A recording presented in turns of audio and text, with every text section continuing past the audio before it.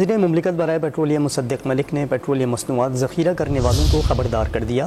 واضح کیا کہ ملک میں 20 دن کا پیٹرول اور 30 دن کا ڈیزل موجود ہے تو بحران نہیں پیدا ہو سکتا۔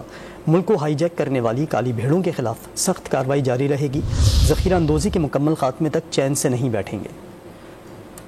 ہر کمپنی کہہ رہی ہے ہمارے پاس 20 دن کا پیٹرول اور 30 دن کا ڈیزل موجود ہے، تو پھر کیسے ہو سکتا ہے کہ 20 دن کا ڈیزل بھی 30 دن کا ڈیزل ہو، 20 دن کا پیٹرول ہو اور پیٹرول پمپ پہ پیٹرول نہ ہو؟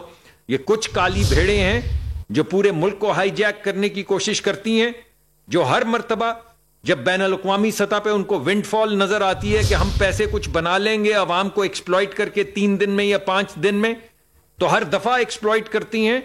یہ معاملہ اب تھم جائے گا، یہ معاملہ ہم حتمی طور پہ ختم کریں گے۔